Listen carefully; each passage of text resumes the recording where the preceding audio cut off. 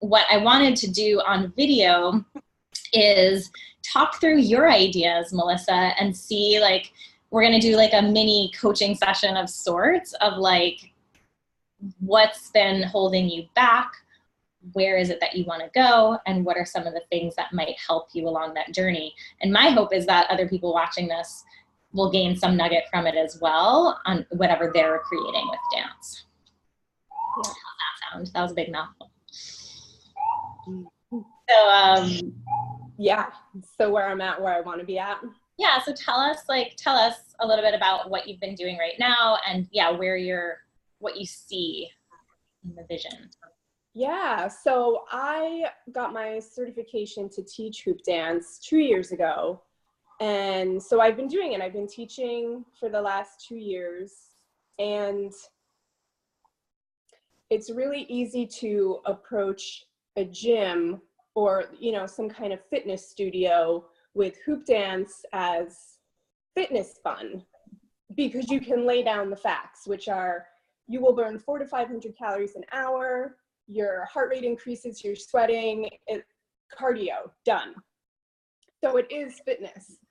But what's been bubbling for me, and then I feel really vulnerable acting on, would be, what if I were to take the fitness aspect out of it? Because that's going to happen. That's going to happen.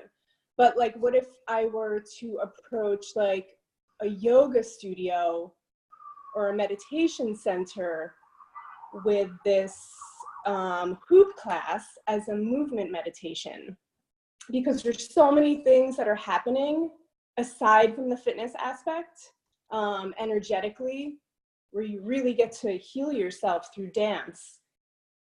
But I don't know how, so I don't know what that class looks like. I only know how to be like, fitness, fun, woo. And then, you know, depending on the crowd, and I have had workshops where we talk about both, and I think it goes over well. But yeah, I don't know how. I feel really shy about taking the fitness out of it and just making it all about your spirit or just about wellness. So that's kind of so you've had this training in a certain kind of dancing that's like, it's advertised as fitness dancing. So it's a very clear cut thing that you find like studios are like, oh great, cardio, boom, cool, do the class here. Yeah. And then it sounds like there's this other part of you that wants to bring in other elements of it that have nothing to do with fitness. And you're a little bit hesitant because you're like, oh, well, will anyone understand what this is? Or will they respond? Will they want to host me in their studio? Will people want to come? Right. Because I mean, I've always taught I'm not like a super fancy, tricky, techie hooper. So I've only taught hooping workshops for fitness to beginners, but this, it's like, yeah, we could make it work for a beginner, but I would also want, see, you know, I've been hooping for 10, 11 years now, and this is where I'm at in the journey. So I feel like I would kind of want to make it for people that hoop already, but it's like, it's hard to get hoopers to come out and do things that aren't like new and crazy and funky. It's like, no, this isn't that kind of hooping. Just like a heart-centered. Yeah. I love it. Well, okay, I have a bunch of thoughts popping up. One's just, I kind of want to say a lot about the whole fitness world, but I might bite my tongue for now, because, and all I'll say about that is like, I think fitness is great and it's very important. And honestly, I should do more of it because I don't do enough cardio. But I think that one of the reasons why I'm starting this training is because like, you can bump into a fitness dance class or a yoga or a Pilates class like every minute, of at least in New York City, you know, like they're constant. And what I feel like there's a lack of dance, of the kind of dance that's focused on moving your soul and about creativity and self-expression. Like somehow that part has gotten like lost in a way. And so I feel like you're really on something with this. And if you're feeling that, and if I'm feeling that, and like many other people who I know have, like there are people who are also craving this, right? Like if it's in you, you're gonna find the people. So I just want to like throw that out there. And then the other really important thing that I'm hearing, yeah, I'm hearing that you're already shutting down the idea.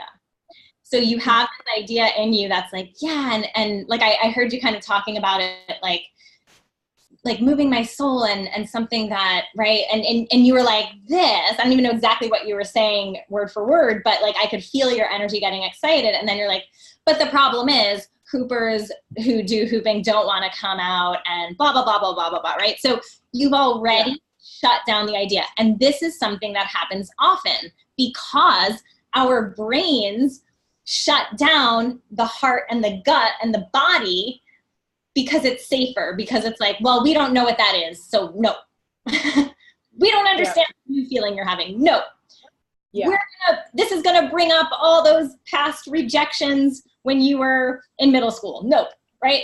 And it shuts down what, I'm not saying you were rejected in middle school, you know what I mean though? Like whatever from the past is coming up, it shuts it down. And so what happens then is your idea never gets to have legs. I like that metaphor because we're talking about dance. The idea never has legs, it never gets to dance. So the first, and this is actually why the first module in the program is called You Are the Glue, because you are the glue for whatever thing is going to start. And if you don't give yourself space first to explore what that is, of course you'll never take the idea beyond your head because you don't actually even know what the idea is yet. Right now it's only in your head. Like, yes, ideas can start in our head in a way, but they have to live through our bodies. So the first thing that I would want you to do is start making time where it's just you in an empty studio or in a room in your home, if you can make time and really prioritize that time and not get distracted while you're home. And be with yourself and that feeling that's popping up and the movement that wants to come out of you, right? And explore what that is when it's just you, yourself, and you. Don't even think about how you're going to teach it. Don't think about who else won't want to come out to the class if you teach it, right? Like, don't even let yourself go there. Just be like, what do I want to do right now with dance? What feels good to me, right?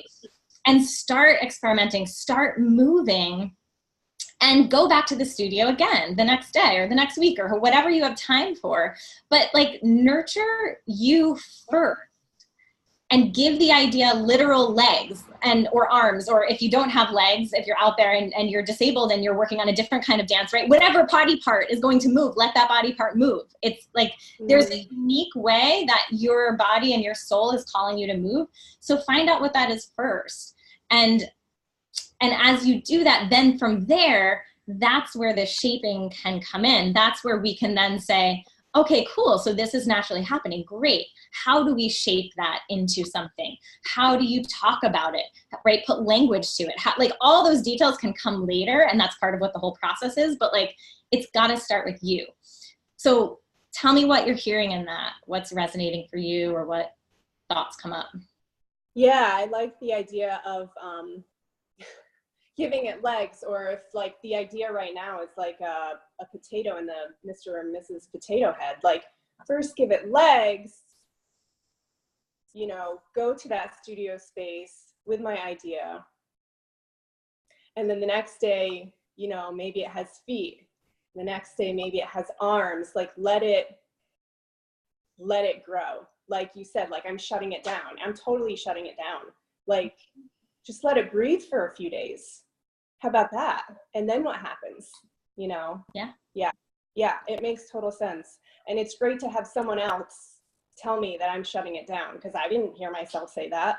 I heard myself say that, but I didn't hear myself say that. Yeah, exactly. You didn't realize, because it's such like a autopilot thing that happens in your brain, right? So it's like you're not able to distinguish that. Yeah. But it's happening all the time. Right. Like the brain's job is to be practical, to keep you alive. But it doesn't realize that this is not keeping me alive. Yeah. And the soul and the spirit are like out here trying to bust out, and the brain's just like, keep me in here. Yeah, and that's totally what's going on. That's what happens to most of my ideas. Yeah, exactly. Mm-hmm. And this is, you're not alone in this. And this is a big part of the creative process in general. Like, no matter, because I've been coaching people for years on just, you know, their general letting their creativity live and what happens. And the metaphor that I think of is like, if you're sitting here, you know, like the grass is always greener or whatever. It's like, you see the other side of the fence and you see like far away on the other side of the fence is this hill. And on top of the hill is like a castle maybe, right? And like in that castle is where your dream is. It's like, it feels like it's like someday I will create a dance class that I really love. And it's way out there and we see it as being so far. And then we were like, oh yeah, but there's the fence there, obviously. Yeah. It's like that hill. Yeah, how am I going to climb that hill, right? And like that's the equivalent of that mind shutting, like constantly doing that thing. And what you don't realize is that like if every day you took one step, and then maybe who knows, by the time you get to the fence, maybe you didn't even see that there was a step stool by the fence that helps you get over it. And right, and it's just about those small, and what I call this is the smallest possible action.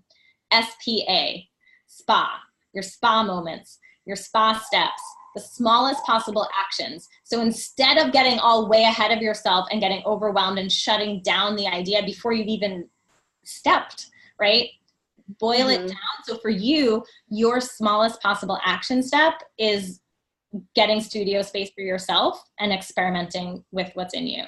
That's it. And you can repeat that step as many times as you need until something else is ready to move, or until you feel like you want to reach out and say, hey, Jess, like, I think I want to do something with this in a week, in 6 months, in a year, and who knows, right? Like there's no pressure either, but you'll know when it starts bubbling up and when you're like, oh yeah, like this is ready for something next. You know what I mean? Yeah. Awesome. Yeah. Great. Well, I feel like, I don't know, I feel like we nailed it. Like that's boom. And that was like, that was good reflection on your part. What did you find most valuable or helpful from that mini session? Just the fact that you said I was already shutting it down. Like, oh shit, she's so right. And like I said, like not until you said that did I realize, I think I do that all the time because my brain is like, I'm listening to the brain, right? Which is just trying to keep me safe. But my heart is like, I don't want to be safe. Exactly. Yeah, my heart is ready to burst out and my brain is overpowering it and I need to shut that mother up. So breakthrough. And this is why we need dance. Awesome. And you know, but right, isn't that exactly why we need dance? No matter. Well, and that's the thing, right? When you're dancing, your heart is leading the way. Your brain isn't leading the way. Exactly. Yeah. So it's like, and that's why I'm a huge proponent of dance, no matter what your creative dream is, even if it has nothing to do with dance, activating your own dance is going to get you out of this and get you more into this and more able to like take those action steps. It's so necessary. And I'm so happy that, you know, it just kind of naturally emerged. And if anybody's watching this, I want to, you know, nudge you in the direction. So you already heard about the Dance Rebel leadership training. If you don't feel like you're quite there yet, like similar to Melissa, where you're in a place where maybe you're not totally clear yet and you're not ready to take that step of like creating a giant thing with it, start with a small step. One thing you can do on my website, I have the Dance Alone Together. It's a free video series. You can't miss it. It says free gift on the top of the website. I think there's a little pop-up that comes up too. Put your email in there. You get access to a series of videos you can do at home, dancing alone, but together with me, and guiding you into making that space for yourself and opening up your body and what it needs to say. And if you are someone who has that bigger vision of creating a class or starting a community or an open dance space somewhere in your local area, no matter where you live, I invite you to apply as well. Sign up for the Dance Alone Together program. Fill out an application to talk to me because you might be closer than you think to the idea. And like I said, the very first module in the program is going to be clarifying your dance voice and getting clear on who you are, right? And then from there, we're able to break out of dance prison, as I like to call it, that shutting down place.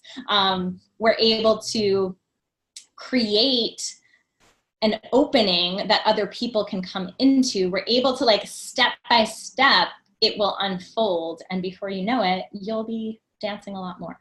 So I would love to share it with you. jessgrippo.com/apply, and let's talk. And I think Melissa and I are going to take a dance break now, right? Yep. Yes. We're going to go do that. I hope you do the same. Or maybe we should just like dance while we're on. I don't want to do that because then the copyright music will be like, it'll shut down the video or something. So we're going to pause this video. You can go dance with me by signing up for the Dance Alone Together program. And then there's a ton of music and dance videos that you can dance with me right there. We're going to go do our thing. Melissa, thank you for being willing to do this on video. It was really fun. Yeah, it was fun. And it was super eye-opening. And I'm grateful to be a dance rebel right along there with you. Yes, you are. Yay. Yay. Thank you. Bye, guys.